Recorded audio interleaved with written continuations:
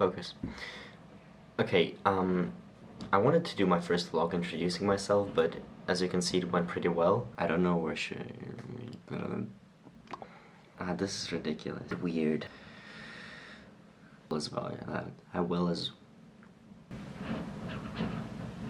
I'll be looking here. And I really want chocolate cookies, so I'm gonna go make chocolate cookies, and I will start my first video, and I think I'll introduce myself over the course of other videos.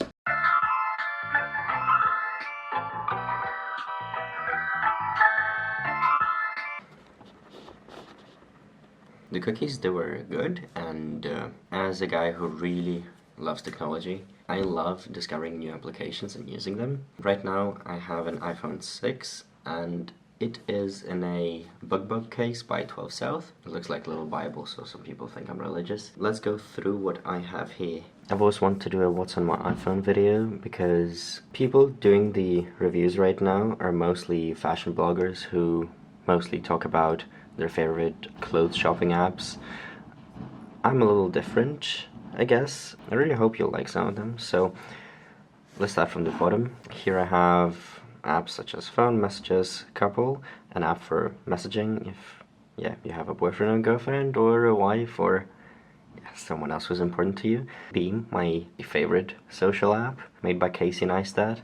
And then let's go up to the top again. Here I have settings, watch app, maps, notes, reminders, photos, drafts, and it has some cool export functions. Translate. I'm really struggling sometimes with remembering the word in one language and not remembering in a different one. VK, the Russian Facebook. Then we have Facebook, Messenger, Twitter, Instagram. Swarm. Swarm is an add-on to the Foursquare app. Mail, MyFitnessPal, Tap to Track. I wouldn't say it's the perfect finance tracker, but it is slow sometimes and it's lacking some functionality. However, it's the best one I could find so far. Swipes is my favorite task managing app. iStudies Pro is an app where I manage all my assignments and my calendar for university. Then the normal calendar app, and here comes a ton of other apps. Come on. Okay, we have Yandex Maps, which is like Google Maps for Russia. It shows you where you've been, percent-wise, across the world. Maps.me works really well as an offline map if you're going to travel somewhere. Travel list? You can create your own lists and tick things off when you're packing. TripAdvisor and Yelp, Trip-O-Matic, then Google Maps, Yandex Transport, pretty much the same apps. Blah blah blah blah blah. I haven't used this app yet, but apparently it can calculate the cost of a travel. You just type in the destination, the amount of days you're going for, and number of people that are going, and it tells you how much money you're supposed to take with you. Here are all my flight apps, and here I have my metro and taxis, and more stuff that I don't use as much. In the games, we have Goat Simulator that I don't play. Would You Either Or is a pretty cool game. I use it like once a year. Space Team, a really cool game that you can play with your friends. It connects via Wi-Fi or Bluetooth, and you have to complete some tasks given in the game by telling each other what to do. Blah blah blah. Everlasting Summer is also a really cool game. Then we have Duolingo. I'm supposed to practice my German. Being Together tells you how many days you've been together for with someone. Apple Insider, pretty much just a Mac Rumors website, but in Russian. The Google Apps, Podslушано, a Russian Whisper. CNN, TV Showtime is a pretty cool app. You type in the I don't want to invite friends, I want to stay alone. You tell the app what series you watch and it tells you when new episodes come out. Dream Days, day one. I paid for it and I don't really want to delete it. Metadata, sorry, I'm in UK, is an app that has been pulled from the App Store. It tells you where the US drones have killed people in the Middle East mostly. Ancestry is a pretty cool app, create your own family tree. Dively, a scuba diving app, you can log all your dives here and it tells you the places where you've dived. Vivino, HTML5, Deadline. I paid for this app. I don't know why I paid for this app. It tells you when I'm gonna die. Stitcher, read quick and accelerate speed reading applications, and I still have not opened them. Hydra creates a 32 megapixel photo out of your 8 megapixel camera on your phone. Slow shutter, manual, you can adjust your ISO and you can adjust your shutter speed. Afterlight, the main app I use for editing my photos, because you can change the colors of the highlights, the shadows, and I use all these apps for astrophotography and night photography. None of these are interesting. Fragment is a pretty cool app.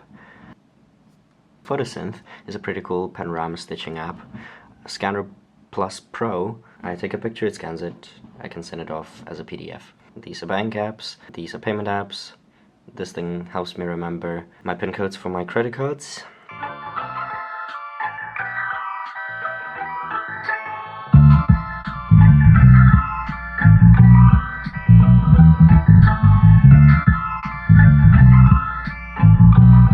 PayPal and IOU.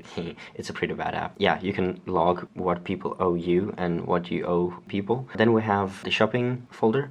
Then we have utilities. Chrome Remote Desktop is really cool. You can connect with your phone to your computer. Data widget. If you're traveling somewhere and you have a limited data plan, you can set the data plan and it tracks how much data you're using. Beats per minute. You can figure out the type of music playing. iCam, leave your computer open in your room, and on your phone you can see what's happening in your room. Knock, you knock on your phone, it unlocks your computer. Keys helps me remember my passwords. OpenSignal is pretty cool. It can tell you where the best coverage is for your network. Social apps. WhatsApp is gonna be a paid app soon. I'm switching over to Telegram. Be My Eyes is a really cool app. There is 309,000 sighted people and 24,100 blind people using this app. Whenever a blind person needs help, for example seeing when the milk expires, they launch the app, they point their camera onto the milk carton, and you can help them see when the milk expires. Taco text, you can send someone a taco. Scene is like a 3D Instagram. Tumblr and Yo, one of the most useless social apps. The services folder, Farah package tracking app. We have all the Apple apps. Sunrise, which is another calendar app. Medusa, a Russian news application. I use CNN and Medusa to have a more objective viewpoint in the world, I guess. Podcasts, I love listening to different podcasts, so it's on one of my main screens. Voice memos, obviously, I'm a student, I need to record my lectures. Sleep Cycle tracks my sleep. Soap for Us is a really cool app. You pay very little every month, and you can watch any series you want, almost free. I think it's 60 pence every month. Let's see if we can load something. Yep, South Park. And currency conversion.